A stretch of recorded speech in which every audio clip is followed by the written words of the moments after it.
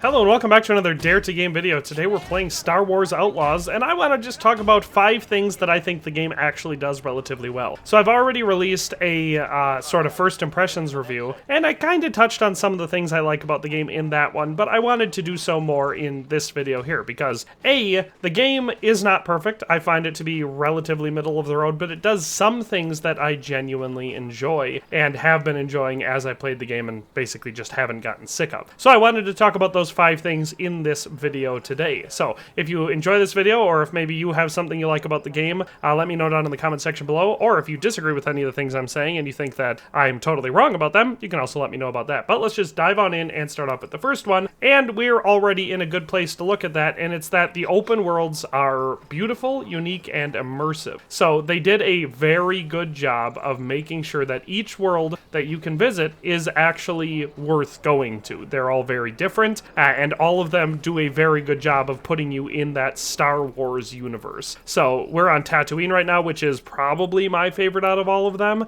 at least based on the experiences I've had so far. I just like the world itself, and it could just be that I'm the most familiar with it because it's the most iconic, but they are varied. And so there are 5 worlds that you can visit in this game. You can see in this save I only have 4 of them currently available, or I should say that I have been to in this playthrough, because I can go to the last one, I just haven't yet in this save. But you have Cantonica, which is where you start off with the city of Canto Bight. You have Tashara, which is a moon. It's a windswept plains planet. You have Tatooine, which is, of course, your desert western vibe. And Kijimi, which is a frozen, cold monastery planet with the Ashiga Syndicate being in charge. And then, of course, our last one is Akiva, and that one is a wet jungle planet. So all of these worlds are fairly well varied, and they offer a very different feeling from each other. So Cantonica, where Canto Bight is sort of your seedy underworld. It's based on the styles of it. If I was to put it into Star Wars terms, it's sort of Naboo meets Coruscant, because you have this kind of rich overworld city look to Canto Bight, but you also have the underworld part that you would get from the lower levels of Coruscant. But then you have fancy mansions like that look like they're straight out of Naboo. So like I said, it kind of mashes up a lot of your really iconic Star Wars vibes to it, and I'm excited to explore it more. Tashara is where you'll kind of start off on, and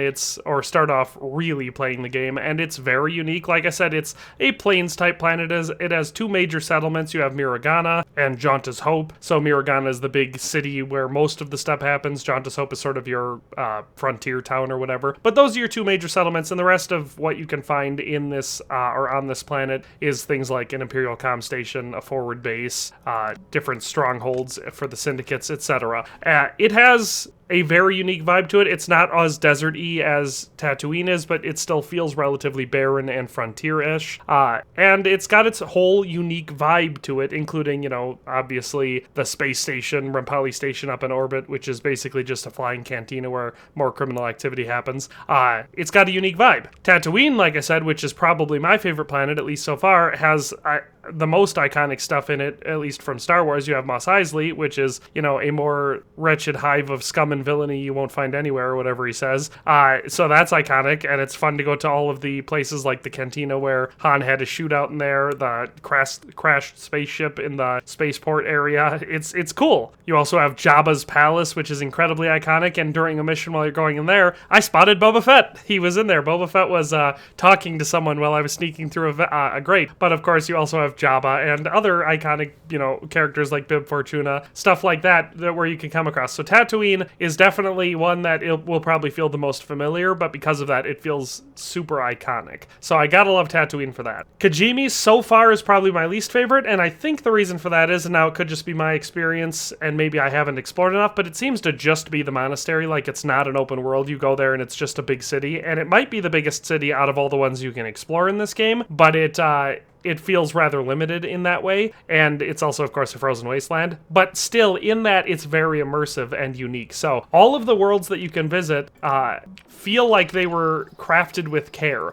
A lot of space games go for bulk over quality. Starfield comes to mind, where every single planet is basically the same, and there's no point in going to any one other than your randomly assigned objective. All of the worlds in this game are handcrafted, and they feel unique, immersive, and are fun to explore. So that is the first thing that Star Wars Outlaws does well. The second thing that I really like about this game is how the abilities in this game work. I know a lot of people may not like this, but a lot of action-adventure games have complicated skill trees and skill points as you level up and all sorts of stuff like that. That's fine when it works, but a lot of time it's just annoying. In this game, you come across people that will then teach you things, is essentially the way to think of it immersion-wise. They don't actually physically teach you things, so you're not going back to them so they can teach you a little tip or trick. Once you've completed a couple introductory missions for them, you'll unlock these challenges, which will give you special abilities. So for the gunslinger, once you've met her, you'll get things like powered recharge, which provides a small amount of adrenaline when a perfect cooling is achieved. Or speeder shot. Adrenaline rush can now be used more effectively from the speeder, allowing automatic targeting of nearby enemy speeders while on the drive.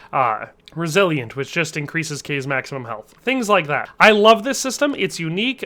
No other game has done it quite like this. There's systems that have been similar, but I think this works really well for the type of game it is. It's not a deep RPG. I would prefer if it was, but it's not. So having a complicated skill system doesn't make sense for this world, whereas this system definitely does. And it feels rewarding, and I like it. I genuinely like the system. I don't have anything that I would change about it, and so therefore I consider it a strength for the game. So that is our second thing that Star Wars Outlaws does really well. Our third thing is the reputation system. I like this. It may seem like a really big part of the game to you, depending on how you approach it, or it may seem like a small part of the game. But I like it. There are 4 different criminal syndicates. You're an outlaw kind of threading the needle between a bunch of these, and things that you do can make them happy, and things that you can do can make them angry, and oftentimes you're pitting one against another. And so I find these to be rewarding. You can see that I obviously have done a certain amount in them. One thing that I'm confused about is the rewards on these, because in my first playthrough, as I leveled up and got to excellent,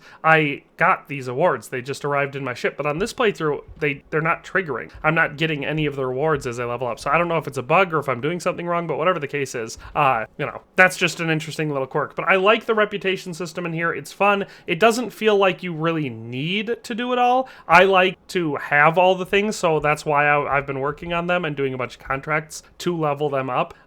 And you can also negatively impact them. So your reputation system is fluid. So when you're down in the terrible section of the reputation, when you have the lowest section, they'll actually send hitmen after you, like hitmen and bounty hunters and stuff, to come and kill you. And all the other stuff is just like you'll have different levels of access to their stuff.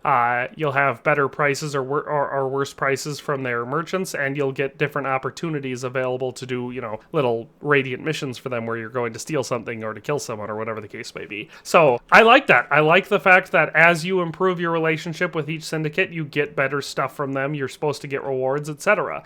It's a good system that I enjoy. I think it ties in well to the main story of the game, and it also helps kind of link in an importance for doing side content, because a lot of Ubisoft games are just bloat, and the side content doesn't really mean a whole lot of anything other than maybe some unique cosmetic items or upgrading some of your stuff. But here it actually feels like you're tying it into the main story in what Kves wants to be, which is this, rich outlaw. That is a system that I think the game does well, and I enjoy it. So yeah, the reputation system with the syndicate. Another thing the game does relatively well is transportation. And so a lot of games kind of have it real heavy on one side or another. It'll either take forever to get everywhere, or you'll just be fast traveling, or you won't have the tool that you need for the right situation. This game's not like that, and I definitely enjoy that. Star Wars Outlaws hits a good balance. You have a spaceship, obviously, that you use to go from the planet to orbit, or from one planet to another. So that is limited in how much you use it, at least based on my gameplay so far. But on the planet, you also have a speeder that you can use, and you can use it to transport all around. So you'll find yourself walking and running from time to time, but most of the times when you're going from like a settlement to a military base or whatever the case may be, you use your speeder. You hop on it and you can ride. The only annoying thing about that is the speeder has an auto recall feature. So if you're out and about, you're playing on PC and you press Y, your speeder will come to you. The only annoying thing about that is you have to be a certain distance away from your speeder to do it. Okay, there, I finally got far enough away because the speeder was sitting in that settlement over there and it wasn't calling it to me. That's an annoying feature. I don't like that. But the speeder itself is a good system. It gives us the ability to quickly traverse these larger maps without fast traveling. That being said, you can still fast travel. Now, the fast travel in this game is limited. You can fast travel from anywhere. You don't need to be at like a signpost to travel to another signpost. Once you've unlocked it, you can fast travel there from anywhere. That being said, there's only a couple. So this is Tatooine that we're looking at here. You've got one over here, there's one over here, there's one over here. You can fast travel to the main city of Mos Eisley. There's one up by Jabba the Hutt's Palace, and there's one over here, Mos Algo. So, like, there's a couple, but that's a lot of area for fast travel. I think that's enough. That's enough points. So if I need to do something in the Western Dune Sea, well, okay, well, I'll fast travel to Mos Algo. If I need to do something over in the Great Coat Salt Flat, I'll fast travel to Wayfar. You know, it offers enough, and then you can just hop on your speeder and go to where you need to go. It's a good system that offers balance. Another fun fact is that your speeder itself is a fast travel point. So if you leave your speeder out in the middle of nowhere and you want to get back to that spot, you can click on it on the map and fast travel to it. I know that may be something that a lot of people haven't noticed yet, but I find it to be pretty convenient when I'm doing missions. I'll leave my speeder somewhere, and then if I need to get back to that spot, I can fast travel to it as long as fast travel isn't blocked. So it's very useful for that. The speeder, I'll say this before I start driving because it's loud, the speeder's also fun to drive. It helps you get around relatively quickly. It's easy enough to use, and you can use it for all sorts of obstacle management and everything. So all of that is good. The traversal in this game is something that feels balanced, and it almost never feels wildly inconvenient. The other thing about traversal in this game is the fact that a lot of modern games, especially Ubisoft games and especially Star Wars games, have a very annoying platforming element. So like the Jedi Fallen Order and Survivor games, I generally like them. They're relatively good games, but they have way too much platforming in them. I absolutely hate it. It was the same thing, well, not the same thing, that Lord of the Rings Gollum game that I played earlier. That game was horrible. There was nothing good about it except for the fact that I'm a huge Lord of the Rings fan, so the little snippets of story that the game had were interesting to me. Other than that, the game was awful. And it was full of platforming. I hate platforming. I've gotten so over it. It was kind of novel when they started adding it back into open world games, but then every game ever was just padding their runtime by having ridiculous amounts of platforming. This game doesn't have that. It has parkour, but kind of just like Assassin's Creed parkour. You'll find areas where clearly you're supposed to climb this thing because it's a different color, or you'll have the ability to throw up a grappling hook,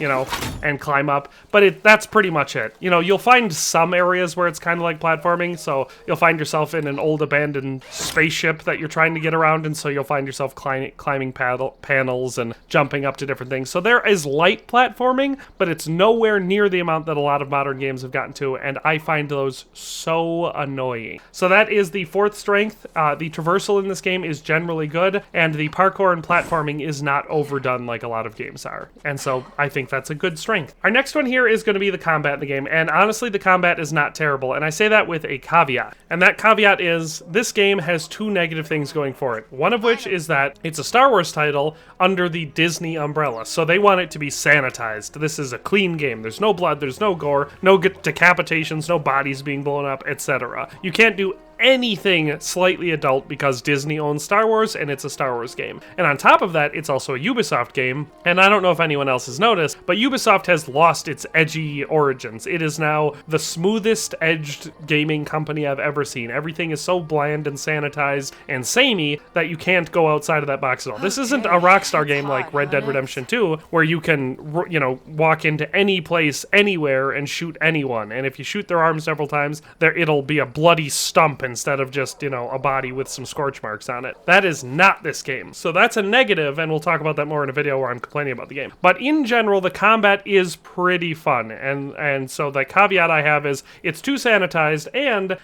they do something that I hate, which is a Disney Star Wars thing. And that thing is just reducing the lethality of extremely lethal weapons. It's something I complained about with Jedi Survivor all the time, was that you have a lightsaber, but it's essentially a glowing baseball bat. You're not cutting people's arms off or stabbing people, you're clubbing them to death. That's annoying. It's not Star Wars, it's not lightsabers. Disney needs to get over themselves. Same thing as in this game. You're using a blaster pistol, which they're not lasers, that's a misconception. In Star Wars, the blasters don't fire lasers, they fire superheated plasma, or ion, it depends what you're using, but it's a superheated ball of extremely hot material fired at an extremely fast speed. What that means is it pretty much punctures everything. There's only a few substances in the galaxy in this, you know, in the lore of Star Wars that are resistant to blasters. And they're like, well, obviously Beskar is pretty much impervious to it, and then you get things like Durasteel or Duraplast that have certain levels of energy dispersion and resistance to it. That being said, a fleshy face has no resistance to it. This gun that you're using in here, or the ones that the enemies use, should be a one-shot kill. That's, realistically speaking, I'm okay. if you're firing towards any place that's even somewhat exposed, it should be a one-shot, one-kill. And that's the only problem with this combat system. That being said, it's a tight system. It doesn't feel like you're constantly managing things like ammunition for your blaster,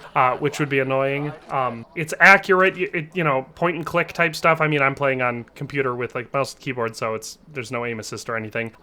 If you're playing with a controller, there is an option for aim assist, but it feels neat. It's a system that I don't dislike. There's a good combination of stealth and outward gunslinging. You can use Nyx to help stealth be even better in combat. So one of the things that I'll like to do if I'm being stealthy is so there's two people here, right? I'll take Nyx, I'll have him attack the one that's further away, and then I'll go in and take out the other one, and then I can take out the second one that Nyx was fighting. So, the stealth works relatively easily in this game. It's a forgiving system. Normally, I'm not big on stealth games, but in this game, you can do it in a relatively aggressive approach as long as you plan it a little bit beforehand. The gunslinging itself, like I said, is not bad. The guns are accurate. It doesn't feel super weak, and you can upgrade the gun to make them deal more damage. But with one minor change, I can make this so much better. So, let me just show you a little example of the combat in this game. So here is just the stock combat in this game. We're being fired at. They're gonna sound the alarm. Oops. I accidentally went into stun mode. So you can see I just had 2 headshots to kill him. And now you could use the argument he's a stormtrooper, so he has a Duraplast helmet. I could swear I had already turned the volume way down on this. But so, like I said, he's wearing a Duraplast helmet, so you could argue that you know, 2 shots to the head, maybe that's acceptable. For me, a headshot should always be a one-shot kill, because in the movies it pretty much always is.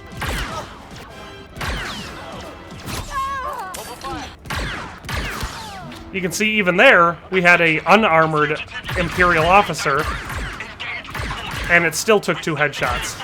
With body shots, you're seeing 4 or 5 shots, right?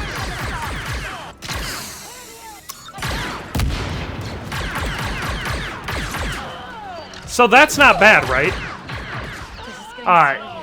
It's not designed to be an open combative game, so there are certain elements to it that I don't like for the combat. You're using a blaster pistol. It should be more effective than that. You're getting headshots. Headshots should always be a one-shot kill, etc. But in general, I don't hate the combat. It feels all right. It's if you're practicing. Right now, I'm a little rough while I'm doing it, but that's because I'm focusing on talking and everything during the combat. I'm gonna make one small change to the combat, and let's see if you guys notice what it is. All right, let's see if you can notice the difference in what I have done. I've changed something in the game's code to make it slightly different. So let's see if you notice.